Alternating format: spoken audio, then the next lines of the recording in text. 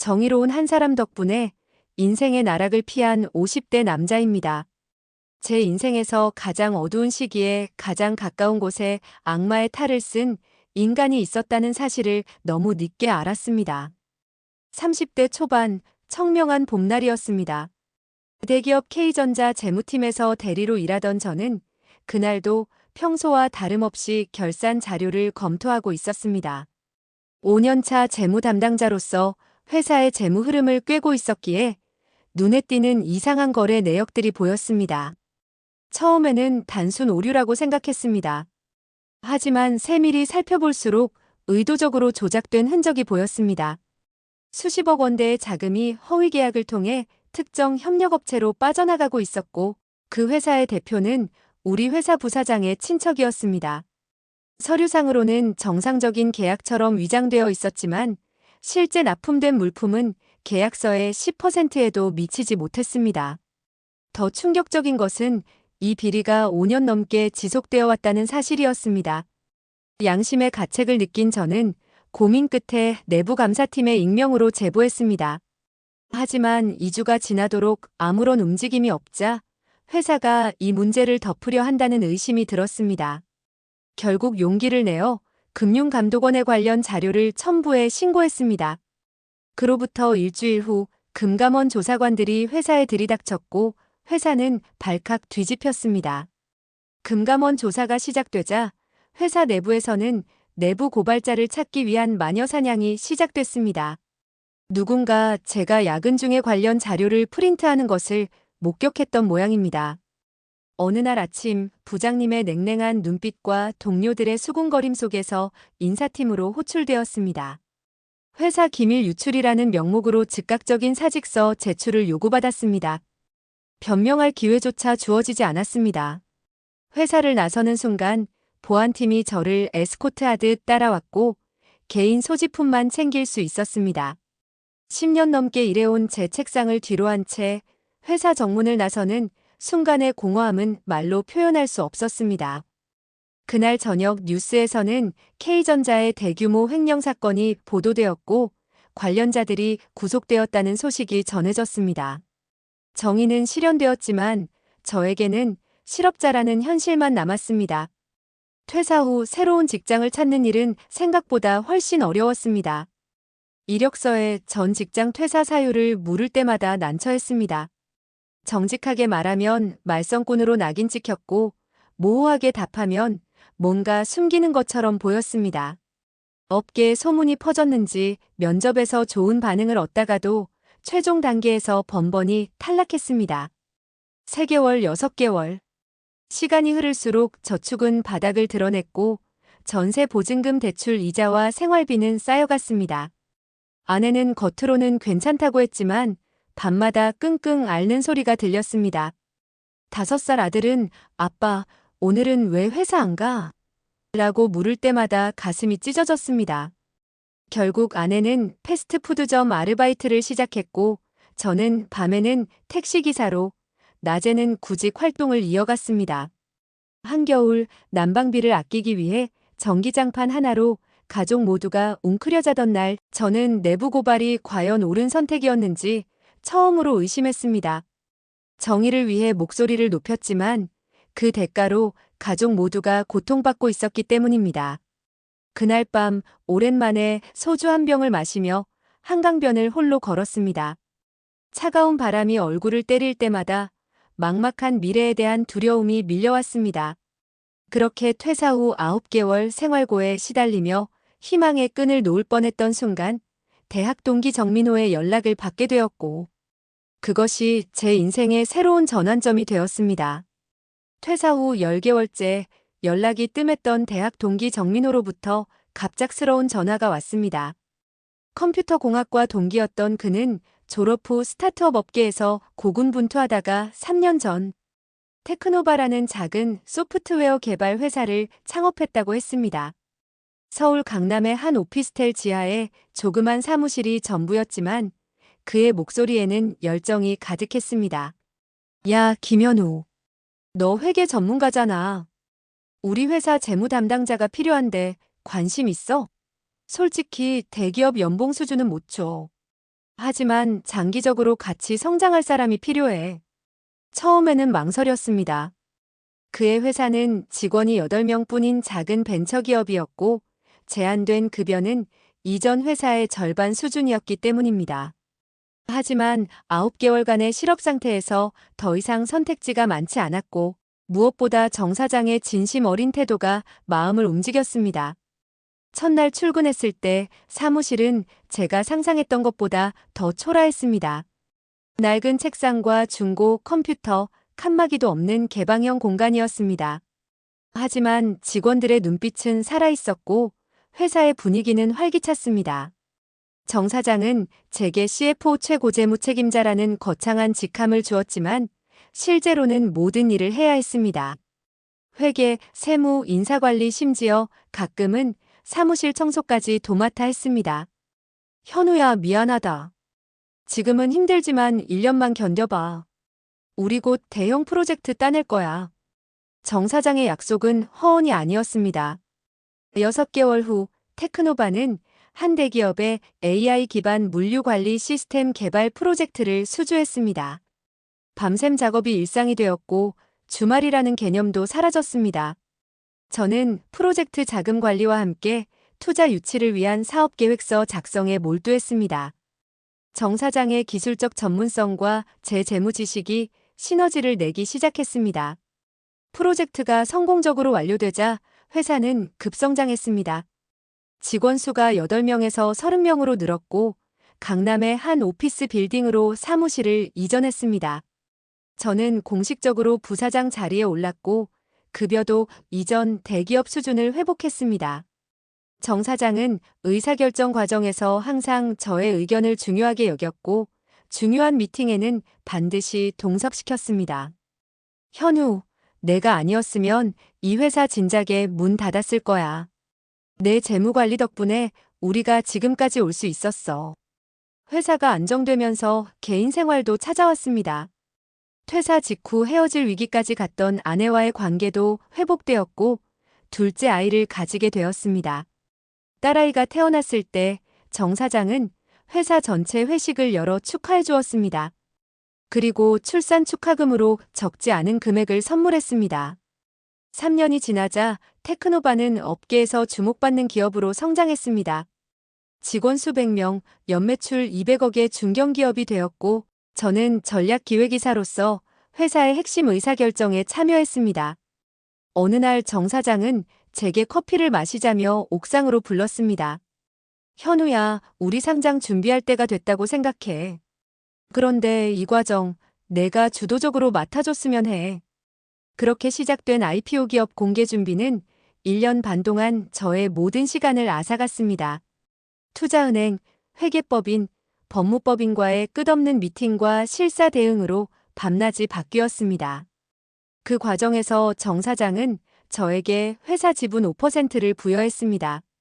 당시 회사 가치로 환산하면 약 25억 원에 해당하는 금액이었습니다. 이건 내 몫이야. 자네가 있었기에 여기까지 왔네. 앞으로도 같이 가자. 상장을 6개월 앞둔 시점, 저는 드디어 10년 넘게 전세로 살아온 집을 정리하고 강남의 작은 아파트를 구입할 수 있었습니다. 아내는 눈물을 흘리며 새 집의 문을 열었고 이제 초등학생이 된 아들과 갓 걸음마를 뗀 딸은 넓어진 공간에서 뛰어놀았습니다. 모든 것이 완벽해 보였습니다. 과거의 어두운 시간은 악몽처럼 느껴졌고 미래는 더없이 밝아 보였습니다. 그러나 인생은 항상 예상치 못한 곳에서 우리를 시험합니다. 제가 가장 신뢰했던 정 사장의 뒷모습에 숨겨진 진실이 서서히 모습을 드러내기 시작했습니다. 상장을 2달 앞둔 5월의 어느 날이었습니다. 회사는 활기로 가득 차 있었고 직원들은 미래의 스톡옵션 가치를 계산하며 들떠 있었습니다. 회사 곳곳에 샴페인을 터뜨릴 준비가 무르익고 있었습니다. 그날 저녁 평소보다 늦게까지 남아 최종 투자 설명서를 검토하고 있었습니다.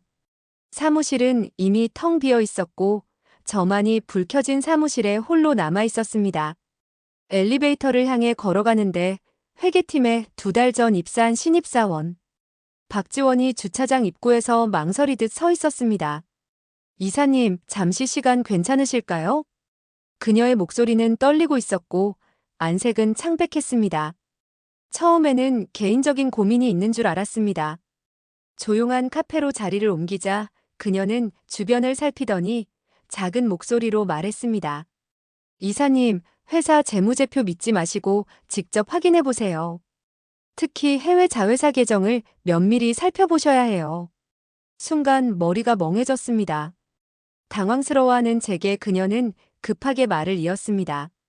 제가 결산 자료를 정리하다가 우연히 발견했어요. 비프로젝트 관련 자금이 싱가포르 페이퍼 컴퍼니로 빠져나가고 있어요. 정 사장님 지시로 특별 계정이 만들어져 있고 담당자들도 입단속이 되어 있는 것 같아요. 그녀의 말은 도저히 믿기 어려웠습니다. 정 사장은 제 은인이자 친구였고 우리는 7년간 함께 회사를 일구어왔습니다. 그가 그런 짓을 할 리 없다고 생각했습니다. 박 씨, 그건 오해일 거야. 상장 준비 과정에서 복잡한 회계 처리가 많다 보니 그렇게 보였을 수도 있어. 내가 한번 살펴볼게. 그녀는 고개를 숙이며 말했습니다. 죄송합니다. 이사님. 하지만 꼭 확인해 보세요. 저는 정말 회사를 위해서 말씀드리는 겁니다. 집으로 돌아와 아내와 아이들이 잠든 후 노트북을 켜고 회사 서버에 원격 접속했습니다. 일단은 그녀의 말을 확인해 보기로 했습니다. 비프로젝트는 작년에 체결한 대형 계약으로 총 80억 규모였습니다.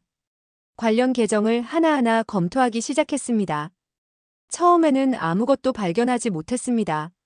모든 것이 정상적으로 보였습니다. 하지만 새벽 2시경 프로젝트 예산 집행 내역을 세밀히 살펴보다가 의문의 글로벌 기술 라이센스 비용이라는 항목을 발견했습니다. 30억 원이 TCHNOVA 글로벌 홀딩즈라는 회사로 송금된 기록이 있었습니다. 이상한 점은 그런 해외 자회사가 공식적으로 존재하지 않는다는 것이었습니다. 더 깊이 파고들수록 불안감이 커졌습니다. 싱가포르에 등록된 이 회사는 설립된 지 6개월밖에 되지 않았고 이사는 정 사장의 대학 동기인 홍길동이었습니다. 그리고 놀랍게도 이 건에 관한 승인 문서에는 제 서명이 있었습니다. 제가 한 번도 서명한 적 없는 문서였습니다. 다음 날 아침 정 사장에게 이 문제를 직접 물어보기로 했습니다. 하지만 사무실에 도착하자마자 비서가 다가왔습니다. 이사님, 사장님께서 어제 저녁 급히 싱가포르로 출장 가셨습니다. 다음 주까지 돌아오지 않으실 거라고 하셨어요. 가슴이 철렁 내려앉았습니다. 정 사장이 갑자기 해외 출장을 떠난 것은 처음이 아니었지만 이번은 뭔가 달랐습니다. 특히 상장을 앞두고 중요한 미팅이 잡혀 있는 상황에서 말입니다. 그날부터 나흘 동안 저는 회사에서 정상적으로 업무를 보는 척하면서 밤마다 회계 자료를 철저히 분석했습니다. 그리고 더 충격적인 사실들이 드러났습니다. 지난 2년간 약 140억 원의 회사 자금이 여러 경로를 통해 해외로 빠져나갔습니다. 모든 거래는 합법적인 비용처럼 위장되어 있었고 대부분의 문서에는 제 서명이 위조되어 있었습니다. 심지어 일부 거래에서는 제가 직접 지시한 것처럼 이메일 증거까지 조작되어 있었습니다. 가장 충격적인 발견은 회사가 상장 직후 발표할 예정이던 대규모 해외 기업 인수건이 사실상 페이퍼 컴퍼니를 인수하는 허위 거래였다는 점이었습니다. 이 거래가 성사되면 회사 자금 300억 원이 한 번에 빠져나갈 예정이었고 모든 책임은 인수 실사를 담당한 제게 돌아올 구조였습니다. 다섯째 날 새벽 모든 증거를 정리하면서 가슴이 무너져 내렸습니다. 7년간 동고동락하며 형제처럼 믿었던 정 사장이 저를 배신했다는 사실, 그리고 제가 모든 불법 행위의 희생양이 될 예정이라는 사실에 치가 떨렸습니다. 회사 지분 5%와 제 미래가 모두 물거품이 될 위기에 처했습니다. 하지만 가장 괴로웠던 것은 배신감이었습니다. 대기업에서 쫓겨나 가장 힘들 때 손을 내밀어준 친구, 딸이 태어났을 때 함께 기뻐해준 친구, 내가 가진 모든 것을 함께 일궈온 친구가 나를 함정에 빠뜨리려 했다는 사실이 도저히 믿기지 않았습니다. 그날 아침 아내에게 상황을 설명했습니다. 그녀는 창백해진 얼굴로 제 손을 꼭 잡았습니다. 당신이 옳은 일을 할 거라고 믿어요. 우리는 다시 시작할 수 있어요. 한번 해봤으니까요. 이제 저는 결단을 내려야 했습니다. 하지만 그때 제 휴대폰으로 낯선 번호의 문자가 도착했습니다. 정신없는 마음으로 법률사무소에 연락하려던 그 순간 제 휴대폰이 진동했습니다. 낯선 번호에서 온 문자였습니다. 박 이사님, 저는 정 사장님 부인의 조카 김태연입니다. 삼촌이 자금 세탁과 횡령 혐의로 해외로 도피할 계획입니다. 모든 증거는 이사님에게 덮어씌울 예정이니 지금 당장 증거를 확보하세요. 첨부 파일을 확인하시고 48시간 내에 조치를 취하셔야 합니다. 심장이 격렬하게 뛰기 시작했습니다. 손가락이 떨려 2번이나 비밀번호를 잘못 입력했습니다. 파일을 열자마자 모니터를 통해 쏟아져 나오는 정보의 양에 압도되었습니다. 첫 번째 파일은 정 사장이 싱가포르의 법률사무소에 보낸 이메일이었습니다. 김현우 이사의 서명이 있는 모든 문서는 확보했습니다. 상장 직전에 발표될 분식회계 혐의에 대해 그가 모든 책임을 지도록 증거가 충분히 준비되었습니다. IPO 이후 300억 인출 계획도 차질 없이 진행 중입니다. 두 번째 파일은 더 충격적이었습니다. 정 사장과 회계사 간의 대화를 녹음한 음성 파일이었습니다. 김현우 이사는 법적으로 모든 책임을 질 수밖에 없어. 재무제표에 대한 최종 승인자이고 그의 서명이 있으니까. 우리는 그가 몰래 돈을 빼돌렸다고 주장할 거야. 내부 고발 전력이 있으니 검찰도 쉽게 납득할 거야. 하지만 그는 당신 대학 친구 아닙니까? 비즈니스에 친구는 없어. 나는 이미 자금의 80%를 해외로 이전했어. 김현우가 감옥에 가 있는 동안 나는 태국에서 새 삶을 시작할 거야. 세 번째 첨부 파일은 정 사장이 최근 태국에서 구입한 별장과 요트의 계약서였습니다. 그리고 마지막 파일은 제 이름으로 된 가짜 해외 계좌 개설 서류와 위조된 제 여권 사본이었습니다. 모든 것을 이해하는데 불과 몇 분이 걸렸습니다. 정 사장은 처음부터 완벽한 계획을 세웠던 것입니다. 회사를 키워 상장시킨 다음 회사 자금을 빼돌리고 모든 책임을 저에게 전가하려는 치밀한 계획이었습니다. 제 내부 고발 전력은 그의 계획에 완벽한 뒷받침이 되었을 것입니다. 마지막으로 온 문자에는 추가 설명이 있었습니다. 이사님, 저는 정 사장님 댁에 종종 방문하면서 우연히 이 계획을 알게 되었습니다. 삼촌은 다음 주 화요일 저녁 비행기로 태국으로 완전히 떠날 예정입니다. 그때 회사 서버에 있는 진짜 회계 자료를 완전히 삭제하고 조작된 자료만 남겨둘 계획입니다. 저는 제 양심상 이 사실을 알려드릴 수밖에 없었습니다. 정 사장님은 제게도 감시를 두고 있으니 이 연락이 있었다는 사실을 절대 알려선 안 됩니다. 처음에는 의심이 들었습니다. 이것이 또 다른 함정일 수도 있지 않을까?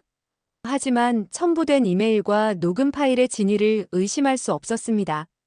녹음된 목소리는 분명 정 사장의 것이었고 이메일 헤더 정보도 정확했습니다. 더구나 파일에는 제가 직접 발견한 증거들과 일치하는 내용이 많았습니다.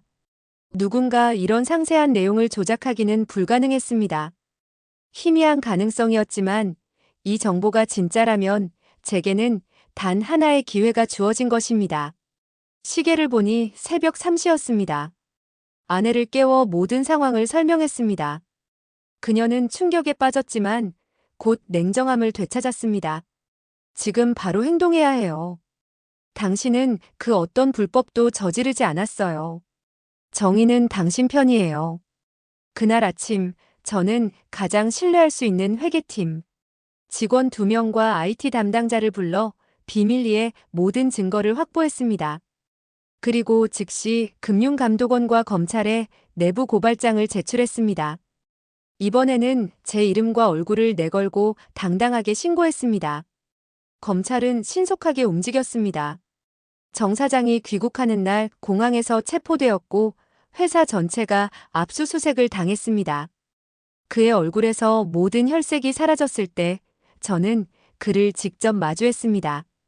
왜 그랬습니까, 사장님? 우리는 친구였잖아요. 그는 잠시 저를 응시하더니 쓴웃음을 지었습니다. 넌 언제나 너무 정직했어, 현우야. 비즈니스 세계는 그런 사람들을 위한 곳이 아니야. 그 말이 제 가슴에 대못을 박았습니다.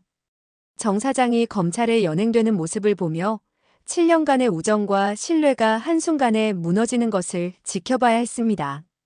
나중에야 알게 되었지만 정 사장 부인의 조카는 정 사장 집에서 가정교사로 일하던 대학생이었습니다.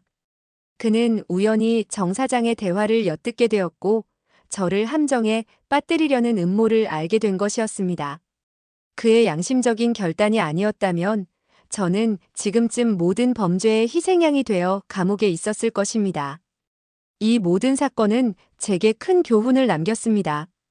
가장 가까운 사람이 가장 큰 위험이 될 수 있고 전혀 모르는 사람이 구원의 손길이 될 수 있다는 것을. 그리고 무엇보다 어떤 상황에서도 진실과 정의는 결국 승리한다는 것을.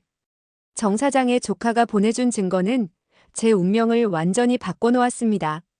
그 파일들을 확보한 즉시 저는 검찰청 사이버 수사과에 직접 찾아갔습니다. 검사님께 모든 이메일, 녹음 파일, 위조된 서명 문서들을 제출하고 상황을 설명했습니다. 그 자리에서 긴급 수사가 시작되었고 국제 공조를 통해 해외 자금 흐름도 추적되었습니다. 정 사장은 계획대로 태국행 비행기를 타려던 순간 인천국제공항에서 전격 체포되었습니다. 공항 CCTV에는 그가 검은 선글라스를 끼고 위장한 채 탑승구로 향하다가 검찰에 붙잡히는 순간이 담겼습니다. 추후 재판 과정에서 밝혀진 바에 따르면 그는 이미 태국 치앙마이에 새 신분으로 살 준비를 마쳐둔 상태였습니다. 수사가 진행되면서 더 놀라운 사실들이 드러났습니다. 정 사장의 비리는 제가 입사하기 전부터 시작되었고 저 이전에도 2명의 CFO가 그의 계략에 희생된 전력이 있었습니다. 한 명은 파산해서 해외로 도피했고 다른 한 명은 지금도 횡령 혐의로 복역 중이었습니다. 그들 모두 정 사장의 완벽한 함정에 빠진 희생자들이었던 것입니다. 가장 충격적인 사실은 정 사장이 회사를 창업할 때부터 이런 계획을 세웠다는 점이었습니다. 회사를 키워 상장시키고 대규모 자금을 빼돌린 후 도주하는 것이 그의 목표였습니다. 그가 진정으로 사업 성공에 관심이 있었던 것이 아니라 처음부터 정교한 사기극을 계획했던 것입니다. 정 사장의 조카 김태현 씨의 증언 덕분에 전모가 밝혀졌습니다. 그는 서울대 경영학과 3학년 학생으로 정 사장 집에서 가정교사로 일하며 대학 등록금을 벌고 있었습니다. 그는 우연히 정 사장의 서재에서 컴퓨터 파일을 발견했고 더 많은 증거를 찾기 위해 몇 주간 비밀리에 정보를 수집했다고 합니다. 어릴 때부터 삼촌의 비정상적인 행동을 봐왔어요. 그가 이전 회사들에서도 비슷한 일을 저질렀다는 것을 알고 있었습니다. 또 다른 무고한 사람이 희생되는 것을 두고 볼 수 없었습니다. 김태현 씨의 용기 있는 행동 덕분에 저는 무고함을 증명할 수 있었고 검찰은 강력한 증거를 바탕으로 정 사장에게 징역 15년의 중형을 구형했습니다. 재판은 아직 진행 중이지만 그의 유죄는 이미 명백해 보입니다.